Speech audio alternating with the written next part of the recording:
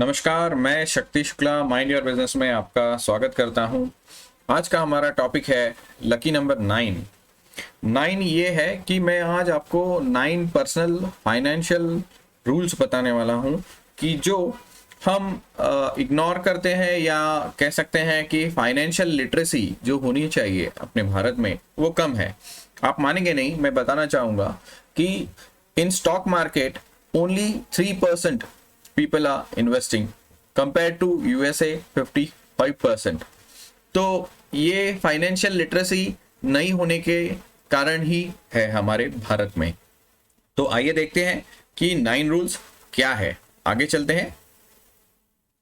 जैसे हमारे 9 planets solar system के हैं जो जरूरी है और जो अपना प्रभाव छोड़ते हैं और कुछ बातों के कारक भी बनते हैं। उसी सिलसिले में मैं बताना चाहूंगा कि 9 वाइटल फाइनेंशियल रूल्स जो आपको पता होने चाहिए। तो पहला है कि save money, invest money, keep patience, have conviction, believe in yourself, keep going, have plan B and C, ask questions, take advice. Now will move to rules, 9 rules. So पहला रूल है हमारा rule number 72, double your money. हम अक्सर पैसा invest करते हैं, FD में करते हैं कि हम 1 लाख अगर रखते हैं तो डबल हो जाए, 2 लाख हो जाए। बट इसका एक थंब रूल है। आप 72, रूल नंबर 72 को डिवाइड बाय 6 करेंगे तो आपको 12 साल लगेंगे। यानी 6% से आप अगर 1 लाख की एफडी करते हैं तो उसको 12 साल लगेंगे 2 लाख बनने के लिए। 9% से करेंगे तो 8 साल, 12% से करेंगे तो 6 साल। This is rule number 72।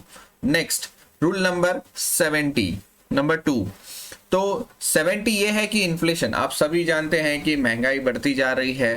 तो मान लीजिए कि आज अगर जो चीज़ 10 रुपए की आ रही है तो कल अगर 20 हो जाती है 5 साल में, तो लगभग 5 साल में ये 50 गुना, यानी हर साल एक 10% से ये बढ़ चुकी है। तो ये रूल नंबर 2 है कि आपको ये पता होना चाहिए कि इन्फ्लेशन है 7% का।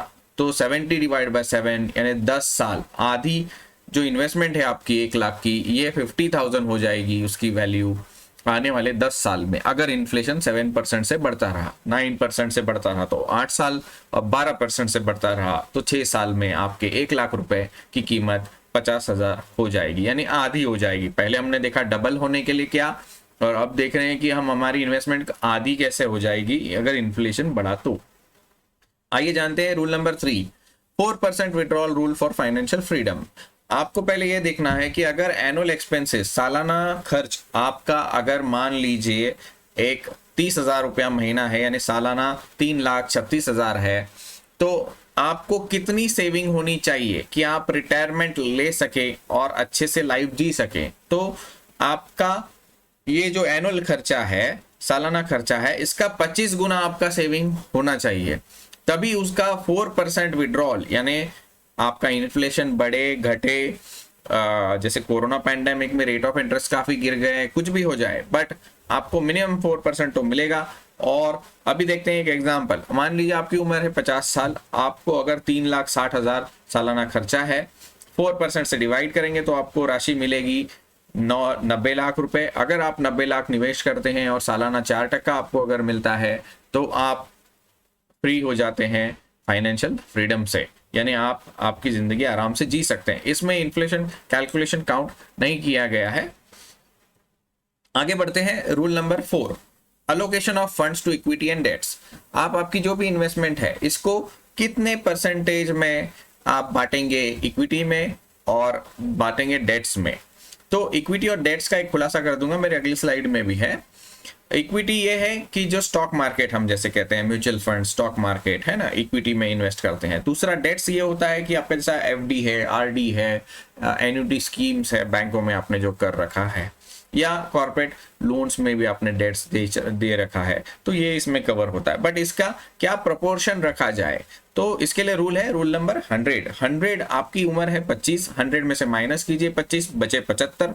तो आपको 75 इक्विटी में इन्वेस्ट करना है और 25% डेट्स में इन्वेस्ट करना है, यानी एफडी के फॉर्म में आप कर सकते हैं। ये ऐसा क्यों है? ये ऐसा क्यों है क्योंकि कम उम्र में आप रिस्क ले सकते हैं, एक उम्र बढ़ जाने के बाद आपका रिस्क कम होना चाहिए और सेफ फंड्स आपके हाथ में होने चाहिए। आइए बढ़ते हैं आगे रूल नंबर 5 के लिए। Rule number 1053 for expectation of return. अभी रूल नंबर 1053 क्या कहता है? रूल नंबर 1053 ये कहता है कि आपके जो इन्वेस्टमेंट स्प्लिट करे, जैसे मैंने बताया इक्विटी में, डेट्स में या सेविंग अकाउंट में आपके पैसे पड़े हैं, तो इक्विटी में, म्यूचुअल फंड में आप 10% एक्सपेक्ट कीजिए और एफडी, आरडी, एन्युटी में आप 5% एक्सपेक्टेशन रखिए, सेविंग अकाउंट में 3% रखिए। अभी इक्विटी और डेट्स में 5 और 10 क्यों? क्योंकि एफडी का एक नियर बाय एवरेज हमने पकड़ा है कि जो कोरोना पैंडेमिक में 5% हो चुका था, या नेशनलाइज बैंक में आप सेफली रखते हैं जहां मिनिमम 5 लाख के लिए इंश्योरेंस भी होता है, तो आपका उससे डबल एक्सपेक्टेशन होना चाहिए in equity and mutual fund minimum side, तो 10%। ये रूल नंबर 5 है। आगे बढ़ते हैं रूल नंबर 6 के लिए। Allocation of your net income to expenses. आप जितना भी कमाते हैं, मान लीजिए आपकी सैलरी 1,20,000 है और नेट सैलरी आपकी पीएफ वगैरह सारी बातें टैक्स काट करके 1 लाख आती है, तो अभी 1 लाख का आप खर्च या ब्रेकअप किस तरह करेंगे? तो इसके लिए रूल है 50, 30 एंड 20। तो 50 है आपका कि आपके फिक्स खर्चे, घर खर्चे प्लस ईएमआई, इसमें आप मैनेज कीजिए।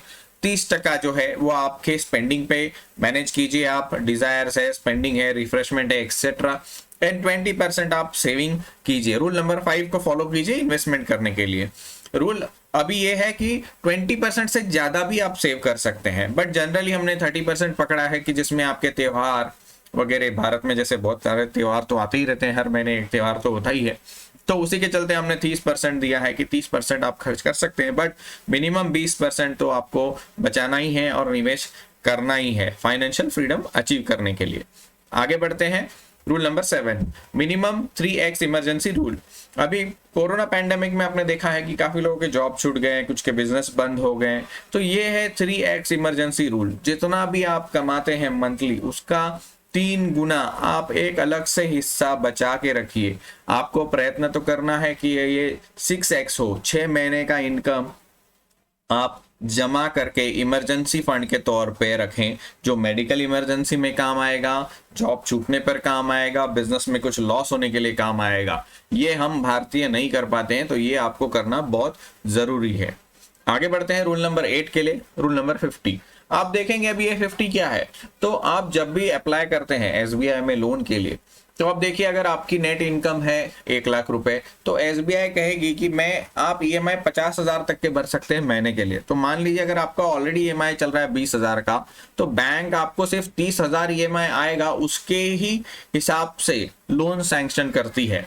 तो ये है कि रूल नंबर 8 की 50 आपका ऑलवेज ईएमआई जो है वो 40 होना चाहिए। हमने जैसे बताया मिनिमम साइड आप 40 रखिए, बट मैक्सिमम टू मैक्सिमम 50 के ऊपर नहीं होना चाहिए। आगे चलते हैं rule number 9, 20x term plan. आप देखेंगे कि आपका सैलून एनुअल सीटीसी जो है वो 10 लाख है मान लीजिए, तो आपको इंश्योरेंस टर्म प्लान जो है वो कितना लेना चाहिए? अभी इंश्योरेंस में काफी है कि आपकी एलआईसी पॉलिसी फलाना फलाना, बट ये क्या होता है कि इसमें रिस्क भी होता है और इन्वेस्टमेंट भी होता है। तो बेसिकली हम कहते हैं कि इन्वेस्टमेंट तो आप बाद में कीजिए, हमने तरीके भी बता दिए, बट रिस्क जो कवर करना है वो टर्म प्लान के हिसाब से आपके सालाना इनकम का मिनिमम या मैक्सिमम आप पकड़ लीजिए कि 20 टाइम्स होना ही चाहिए। और कम एज में अगर आप ये ले लेते हैं पॉलिसी, तो आपको 30 साल के लिए मिलती है टर्म के लिए, और प्रीमियम भी कम लगेगा अगर यंग एज में लेते हैं। तो इसीलिए ये रूल नंबर 9 था। आगे के लिए धन्यवाद, और अधिक जानकारी जानने के लिए हमारी वेबसाइट विजिट करें या हमसे संपर्क करें। धन्यवाद।